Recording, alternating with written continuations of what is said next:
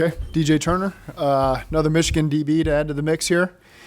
Excited to add him. We felt like we needed to add depth there in the secondary, and he's a guy that can come in and really compete at multiple roles for us and provide depth outside and inside, and really liked the intangibles he'll bring to the table as well. So excited to welcome him to the mix.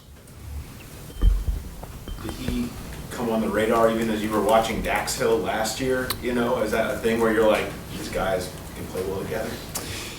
I would, for me personally, no. Maybe some of the scouts would be able to say that. You know, typically you're honed in on the guy you're watching when you're watching some of those DBs, and Michigan's had some good ones. You know, so there's a lot of them on the tape there. You talked to Dax part of the process at all of like, you know, what'd you think? Yeah, we just got off the phone with Dax, and once the pick was official, and you know, I know Chuck Burks had talked to Dax quite a bit, and Jordan Kovacs and those guys. So again, we're not necessarily making all those phone calls, but our guys in the building had been doing that.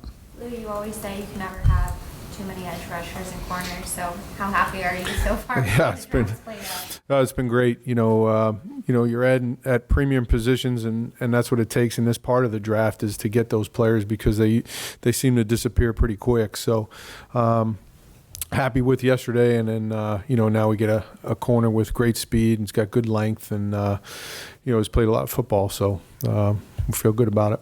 The 4-point. He's not the biggest guy in the world, but you look at him and the explosion, testing, obviously the 40-yard dash stands out.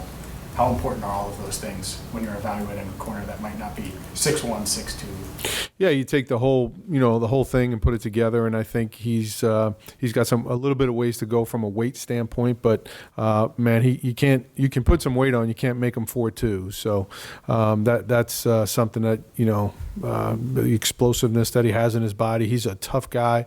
He'll throw his body around, so it's not that he won't try to tackle or anything like that. So we feel like we're getting a complete player. Lou, how'd you judge or evaluate just a pure outside guy versus a guy in turning you see can play multiple roles? I mean, I think there's a bunch of different ways to look at it. This guy, I think, does have some flexibility, but we're certainly start him outside, and you know, he's done some of the inside work. I think yesterday we were talking about it's over 600 some odd snaps outside, so he's primarily an outside guy. But you know, you get him in the building, you move him around, and you see what we what we thought we saw on tape, and we think we got a guy that can do some different things, and we'll see when we get him here. Could he kind of be this year's Dax Hill? Oh, we'll see. You know, I don't know. We'll see how it all plays out. Lou, you lost two veterans in Vaughn and Jesse, obviously, and now you guys are building a very young, but talented and fast secondary. How do you think it's playing out so far? Yeah, it's playing out great. But we still have great veterans in that room. You know, Cheeto, Mike Hilton. You know, we brought in Nick. You know, Mike Thomas is in that. We've got guys that have been around this league for a long time to teach these guys, you know, our way and the right way to do things. So we'll miss those guys, but you know, we've got great leadership and great players in that room still.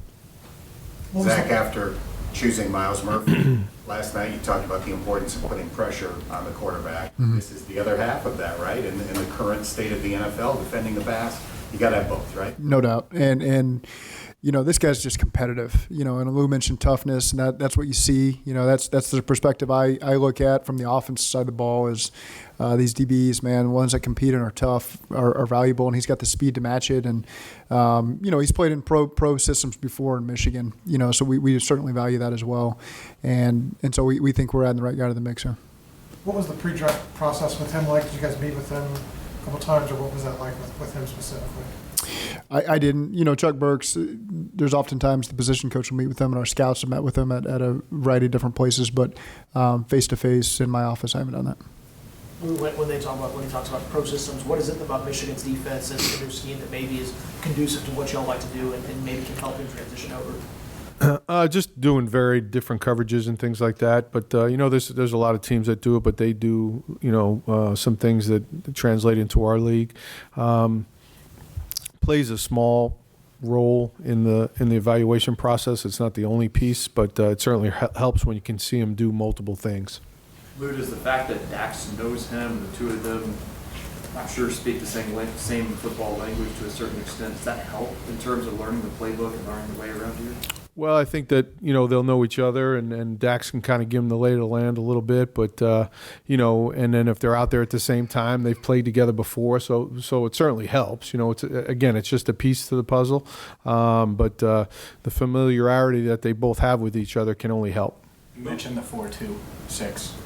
And obviously, there's not plenty of guys, but there are guys that can run that but don't necessarily play that fast. Did that line up for you? The play speed versus the. Yeah, you see it. You see it on tape. It's a good question, because you'll see guys that have great time speed and it doesn't match their play speed, and vice versa. But this guy can run, and you see it on tape. If he gets out of position, he can get back in it because of his speed.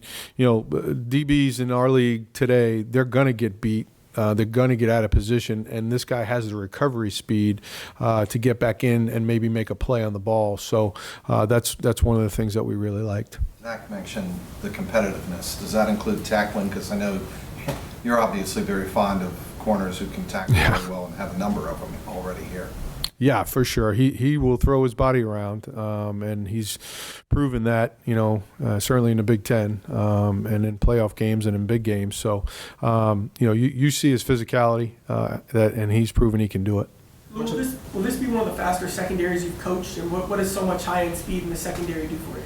Well, I just think again, when you look around the league and the weapons that so many teams have on offense and the speed that people have, you got to try to match it somehow. And, the faster guys we can get, certainly is going to give us an advantage. We're going to have to chase quarterbacks around, and that means you have to cover a little bit longer. And, the faster we are, I think the better chance we have to get off the field.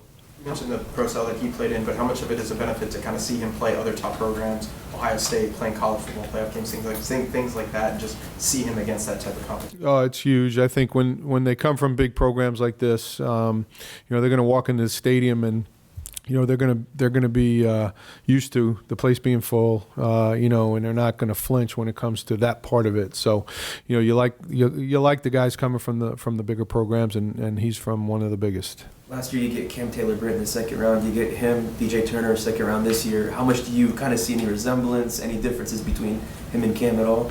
They're a little bit different. Both fast. Cam's a little bit bigger of a guy, but both very, very competitive. Both want to win. Both have great attitudes about football. They love the game. So there are some similarities, but body type's just a little bit different. The big knock, whatever. Everyone has a flaw, but would be his arm length. I guess that's something that was talked about. Does his quickness, speed, all of those things, does that help make up for it? Yeah, I just think the way the guy moves, changes direction, not only in the long part of it with his long speed, but he can really, in the short area, quickness stuff is really excellent. So I think that that helps offset some of the other things. Zach, when you look at how you guys are building the team, I mean, only Lou gets to talk on Thursdays and Fridays, I guess. I mean, first 3 rounds last year, first 2 picks this year. But, I mean, is that by design of, hey, let's build this young offense that can kind of grow together, or is that more of a kind of a coincidental thing? Coincidental is the way I'd put it. It's I think that's just, again, going back to Duke, the way that this roster has been built has allowed us the flexibility to take the best players available. This hit us a good need at corner, but at the same time, if we didn't have somebody there that we valued here in the second round, we wouldn't have taken a corner. We would have gone to a different position. And so I just think that there's not a lot of glaring holes here. It's a lot of guys that are going to have opportunity to get on the field, probably initially in depth roles, and then work their way up. And that's ideally the way that you're going into the draft. You're not seeing a glaring hole at a starter role that you got to fill. These guys can come in the right way and learn the systems, and then integrate themselves in the locker room and start to earn more playing time. And so that's just a credit to how our scouting department's really built our roster and allowed us to go into the draft. And who knows? Maybe there's an offensive player that you liked, and all of a sudden they get snatched off, and then there's the next defense player you got. And so I feel really good about how we're built, how we're continuing to build it, and just the way that we've taken really the best players available. Do you like that? I mean, do you like a bunch? Do I like getting good players in the first and second round. I do. Like that part. A bunch of young players coming in together that kind of grow. Can those guys kind of play off each other and develop a little bit of their own identity within your own team? I think so. I think if they were the only ones and they were just left alone as young players and they were just coming into a building full of young players, then I think it might be a problem. But the veterans that we have on the team and the way we go about our business, I think they're fortunate to come to us, and the way that our players treat them. And will help them grow in this league, along with the coaches, obviously, is second to none in my opinion. So I think it's an advantage for us, and I think it's an advantage for the young guys to come into our building. In fact, there was a lot of movement ahead of you, ahead of pick 60 there. Was that a little stressful watching the guys move up? And No, you just never know what position it's about. It does seem like there's been a lot of movement. It feels like more than normal. Yeah, so that's just the way it goes, and you just sit tight and hope the player that you want is there, and DJ was there for us, and so we were excited about it. Zach, you've let Lou dominate the draft so far, again, in the first 2 rounds. Is there a point tonight where you think offensive weapon, is that something this team might still address? I think we're in a good position to keep taking the best player available here, and obviously we've checked some boxes at some key spots, but I still think that there's good players on the board that we had high up there that we're hopeful to be there in the second round for this pick that may still be around, and I can't wait to get up there and see who the last 5 picks are and if we lost anybody we like. But that's just kind of part of the fun of day 2 and seeing what's around there and what other teams are rallying. DJ was off the board. Would you guys have been looking at another quarterback at that pick? Yeah, I won't go that far to say what our next need was there, but there's still good players that we like there. Following up on need, Cheeto's coming back from a torn ACL. Cam Taylor-Britt's played 1 year. Sidney Jones has had some injury problems in his career. How vital was it to not only add depth, but to get a guy who, if pressed into service, can play and play a significant role right away? I believe if there's 2 positions you can say you can never have enough players over 17-game season plus the play, it's defensive line and corner, and so that's just anytime there's a good player there that's going to help you. I don't think you're ever wrong, hitting at those 2 spots. And again, we feel like we've got really high-end players at all those spots, but it never hurts you to take a guy that you think fits your system and what you want to do. And you could argue a couple other spots, but those are 2 key spots to me. I think that you're never wrong adding valuable players there. Zach, when you look at it from an offensive perspective, what challenges does it pose when a defense has so much speed like you guys have? Yeah, that's the tough part is when they can rush you, like we can rush people, and then there's the speed in the back end to cover it and not have some glaring opportunities to throw and catch, and so again I feel good about how this thing's being built.